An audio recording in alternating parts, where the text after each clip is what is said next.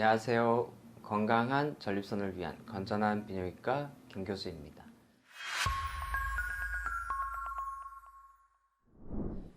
전립선 비대증의 치료 방법은 굉장히 다양하지만 크게 보면은 약물 치료와 수술적 치료로 구분할 수가 있습니다. 이 중에서 약물 치료는 간단하고 비용도 저렴하지만 효과는 좋은 편이에요. 그래서 치료가 필요한 전립선 비대증 환자들은 대부분 약물 치료부터 시작을 하는데요. 전립선 비대증 치료에 사용되는 약물들을 작용 기전에 따른 범주로 분류하면은 대체로 한 5가지 정도 분류를 할 수가 있어요. 오늘 이 전립선 비대증 약물 치료에 대해서 이야기를 좀 해보겠습니다. 첫 번째는 알파 차단제. 전립선 비대증 치료에 가장 대표적으로 사용하는 약제고요. 전립선 용적의 한 40% 정도를 차지하는 전립선 평활근을 늘려주는 작용을 하고 그 결과로 방광 출구의 막힘을 풀어줍니다. 환자들이 흔히 사용하는 하루날, 카두라, 자트랄, 하이트린, 트루페스 등의 약제가 여기에 해당이 돼요. 복용할 때 주의점은 이 약물의 작용 부위인 교감신경 알파 수용체가 전립선에만 있는 게 아니고 혈관에도 골고루 분포를 하기 때문에 약을 드시면 혈압이 좀 떨어질 수가 있습니다.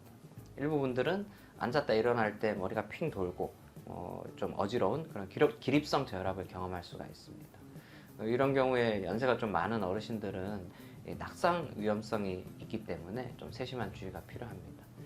알파 차단제를 복용했는데 어지럼증 같은 증상이 생기면 즉시 약 드시는 걸 중단하고 담당 의사와 약을 계속 먹을지를 상의를 해야 됩니다.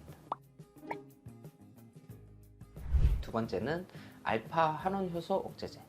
전립선 증식에 영향을 미치는 활성형 남성 호르몬인 디하이드로테스테론, DHT로의 전환을 억제하는 5알파 환원 효소 억제제는 장시간 복용을 하면 전립선 크기를 줄여주거나 전립선이 더 안 커지도록 돕는 작용을 합니다.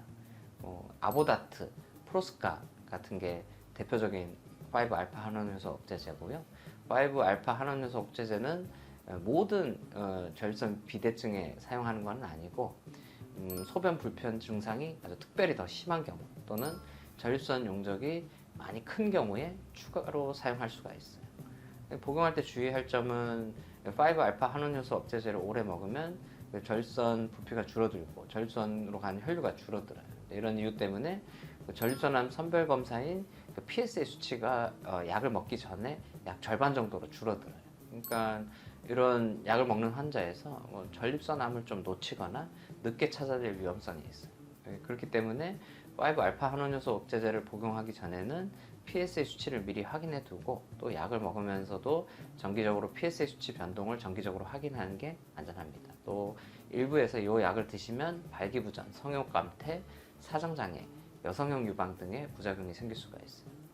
또 하나 이제 굉장히 중요한 점은 가임기 여성한테 이 약제가 노출이 되면 태아기형을 유발할 가능성이 있어요. 따라서 여성들은 이 약을 취급할 때 아주 주의를 해야 되고 이 약이 부서지거나 깨진 조각을 만져서는 안 됩니다. 이게 피부를 통한 흡수 가능성이 있기 때문이에요. 고령의 남성들이 주로 쓰는 약이기 때문에 젊은 가임기 여성에게 약이 노출될 위험성이 있겠냐 하고 생각할 수가 있지만 이 약은 남성형 탈모의 치료를 위해서 젊은 남편들이 사용하는 경우가 가끔씩 있고 또 고용량의 약을 쪼개서 드시는 경우도 있기 때문에 특별한 주의가 필요합니다. 세 번째로는 항콜린제. 항콜린제는 신경계 말단에서 분비되는 아세틸콜린의 작용을 차단해서 부교감 신경의 활동을 억제하는 약제입니다. 부교감 신경이 억제가 되면 방광 근육의 수축을 늦추게 돼요. 즉 방광을 안정시켜서 빈뇨, 절박뇨, 야간뇨 등의 저장 증상을 완화하는 데 도움이 됩니다. 흔히 처방되는 약으로는 베시케어, 비유피, 유리토스, 디트루시톨, 토비에즈, 라이니넬 같은 약들이 있어요. 작용 기전이 조금 다른 약제로는 베타3 작용제가 있는데요. 이 약제는 교감신경 베타 수용체에 직접 작용을 해서 방광을 이완시키고 방광 용적을 늘려줘서 항콜린제랑 비슷한 작용을 하지만 항콜린제의 부작용인 입마름, 변비 등이 드물다는 장점이 있습니다. 대표적인 약제로는 베트미가가 있어요. 이 약들의 주의할 점은 이제 모든 약들이 방광의 수축력을 떨어뜨리는 작용을 하기 때문에 약을 먹고 나서 소변이 갑자기 막혀서 안 나오는 급성 요폐가 간혹 생길 수가 있습니다. 요 약을 먹다가 요폐가 생기면 즉시 약을 중단하고 의사 선생님하고 투약에 대해서 상담을 해야 됩니다. 또 최근 연구에서 항콜린제가 고령 환자에서 인지장애, 치매를 유발할 수 있다는 보고가 있어서 좀 연세가 많은 분들이 드실 때는 좀 주의가 필요해요. 항이뇨 호르몬. 항이뇨 호르몬은 밤에 소변을 만들어지는 양이 많아지는 야간 단뇨를 치료하는 약제입니다. 대표적인 약제로는 민니린이라는 약이 있는데요. 우리 몸에 나오는 항이뇨 호르몬인 바소프레신의 유사체예요. 나이가 들면 특히 밤 시간에 바소프레신 분비가 줄어서 잘 때 만들어지는 소변량이 늘어나는 야간 단뇨가 생겨요. 이럴 때 밤에 소변을 보러 자꾸 깨는 야간뇨와 비슷한 증상이 생깁니다. 야간 단뇨는 야간뇨와 발생하는 기전이 다르기 때문에 전립선 비대증 치료약만 가지고는 증상이 잘 좋아지지가 않아요. 이럴 때 부족한 항이뇨 호르몬을 약으로 보충해주면 증상이 극적으로 좋아질 수가 있습니다. 증상이 비슷한 야간 단뇨와 야간뇨를 잘 구분할 수 있는 간단한 방법은 배뇨일지를 작성해 보는 거예요. 배뇨일지를 써보면 밤 시간에 만들어지는 소변량이 어느 정도인지를 정확하게 평가를 할 수가 있습니다. 항이뇨 호르몬을 사용할 때 주의할 점은 이 약은 체내 수분량을 증가를 시키기 때문에 우리 몸의 전해질 농도의 불균형을 초래할 수가 있어요. 특히 체내 염분 비중이 낮아지는 저나트륨 혈증이 생기면 의식저하 같은 심각한 부작용을 초래할 수 있기 때문에 이 약을 사용할 때는 피 검사를 자주 해가지고 우리 몸의 전해질 용도를 잘 모니터링을 해야 돼요. 콜린제는 앞에서 말씀드렸던 항콜린제와 반대되는 작용을 하는 약제입니다. 즉 부교감 신경 수용체에 작용을 해서 부교감 신경을 활성화시키고 부교감 신경이 활성화되면 방광 근육의 수축을 촉진합니다. 이 약은 방광 수축 기능이 떨어진 환자들한테 사용할 수가 있어요. 제가 맨날 드리는 말씀인데 소변을 잘 보려면 소변이 배출되는 출구가 좋아야 되고 소변 짜주는 펌프 기능도 좋아야 됩니다. 콜린제는 방광의 펌프 기능이 떨어진 환자들한테 도움이 될 수 있는 약제고 마이토닌이 대표적인 약입니다. 콜린제 단점은 약의 작용 시간이 짧은 편이기 때문에 효과를 유지하기 위해서는 약을 하루에 두세 번 이상 복용해야 된다는 좀 번거로움이 있다는 점이에요. 또 부교감 신경이 활성화되면 기관지 평활근도 같이 수축을 하기 때문에 좀 천식 환자들한테는 이 약을 쓰는 게 위험할 수가 있어요. 전립선 비대증이 있어서 병원에 가시면 의사들이 처방하는 약들은 대체로 지금 제가 말씀드리는 5가지 범주에 속합니다. 이 5가지 범주의 약들은 각각의 기전이 다르기 때문에 어떤 약이 제일 좋다고 말하기는 어려워요. 전립선 비대증 치료에 가장 좋은 약은 제가 거듭 말씀드리지만 환자분들마다 다 다릅니다. 이 5범주의 약제, 알파 차단제, 5알파 한원효소 억제제, 항콜린제, 항이뇨 호르몬, 콜린제만 잘 활용을 해도 처방 가능한 약제의 조합의 수는 아주 무궁무진합니다. 또 이 각 범주의 약들 사이에도 각각의 약들이 약의 색이나 부작용 그런 특성들이 매우 다르기 때문에 어떤 약을 선택하고 조합하는지는 의사들마다 아주 차이가 있을 수가 있습니다. 주로 제가 진료를 할 때는 이런 순서로 환자분한테 적합한 약을 찾아내요. 처음에 환자가 가장 불편하게 생각하는 증상하고 전립선 검사 결과를 분석을 해서 가장 적합할 것으로 판단되는 약 한 개만 한 달 정도를 처방을 해요. 효과는 좋지만 부작용이 생긴다 이러면 같은 범주의 다른 약제로 변경 처방을 하고요. 효과는 있는데 증상 개선 효과가 좀 부족해. 그러면 약 용량을 늘리거나 같은 범주의 더 강한 약으로 변경을 해요. 가장 불편한 증상은 좋아하지 않는데 부차적인 불편 증상이 남아있는 경우에는 좀 부차적인 증상을 좋아지게 하기 위해서 다른 범주의 약을 추가 처방하는 경우도 있고요. 근데 제가 이제 이렇게 약을 조합하는 개수는 부작용 등을 생각을 해서 가급적 약이 2개가 안 넘도록 처방을 해요. 충분히 먹어도 이제 효과가 없으면은 좀 다른 범주의 약제로 바꿔봐야 되고요.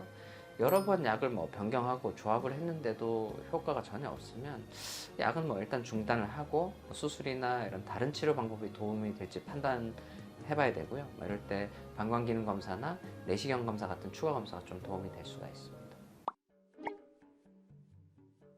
가끔씩 이제 이런 방법으로 약을 처방하다 보면은 특히 딴 병원에 다니셨다 오신 분들은 왜 증상이 빨리 좋아지게 약을 많이 처방 안 하냐 이런 말씀을 저한테 하시는 분들도 있어요. 하지만 제가 약을 이렇게 한 개부터 시작해서 처방하는 데는 이유가 있어요. 전립선 비대증은 치료가 시작이 되면 약을 평생 드셔야 되는 분들이 대부분이에요. 그러니까 혈압약하고 비슷하다고 생각하시면 되거든요. 고혈압이 있으신 분들 혈압약을 드시면은 대부분 혈압 조절이 잘 되잖아요. 하지만 혈압이 떨어졌다고 혈압약을 끊으면 어떻게 돼요? 다시 혈압이 올라가고 건강 상태는 더 나빠질 거예요. 전립선 비대증 치료도 똑같아요. 전립선 비대증 약을 드시면 소변 불편 증상도 좋아지고, 또 뭐 앞에 뭐 다른 영상에서 말씀드렸던 뭐 치료를 방치했을 때 그 나빠질 수 있는 심각한 문제들도 예방할 수 있습니다. 하지만 증상이 좋아졌다고 생각을 해서 약을 끊으면 소변도 다시 원래대로 돌아가서 불편해지고, 뭐 나중에 이제 전립선 비대증의 합병증 같은 것도 올 수가 있습니다. 그래서 제가 약을 가능한 적게 한 가지부터 처방을 해서 약을 이렇게 조정해 나가는 이유는 환자분들한테 필요한 최소한의 약만 쓸 수 있다는 장점이 있어요. 효과가 있으면은 뭐 평생 먹어야 되는 약인데 처음부터 뭐 서너 개의 약을 먹어버리면 증상이 이제 어떤 약 때문에 좋아졌는지 확인하기가 어려우니까 결국에 나중에 약을 줄이기가 굉장히 어렵습니다. 따라서 최소한의 약부터 시작을 해서 필요에 따라서 약을 조합하는 게 좀 증상이 좋아지는 효과는 더딜 수가 있는데 좀 합리적이죠. 또 약으로 생기는 부작용도 최소화할 수 있어요. 뭐 이런 식으로 약을 조정을 하면 한두 달 안으로 적합한 약이 찾아지는 분들도 있고, 뭐 여러 달 동안 여러 방법으로 조정해 봐도 증상이 좀처럼 좋아지지 않는 분들도 있어요. 한 세 가지 범주 이상 약을 여러 방법으로 조합을 해 봤는데도 적절한 약이 안 찾아지면 이건 약으로는 증상이 좋아지기 어렵다, 이렇게 판단을 해야 되고요. 이럴 때는 뭐 수술이나 다른 치료에 대해서도 고민을 해봐야 될 것 같아요. 오늘 좀 유익하게 보셨나요? 건전한 비뇨기과 김교수 채널 좋아요, 구독 신청해 주시고요. 뭐 전립선 문제 관련해서 간단한 상담 하시고 싶은 분들은 제 카페 오셔서 질문 남겨주셔도 좋고요. 전립선 문제 관련해서 저희 병원에서 진료를 보시고 싶으신 분들은 1661-2282 전화 주시면 예약을 도와드립니다.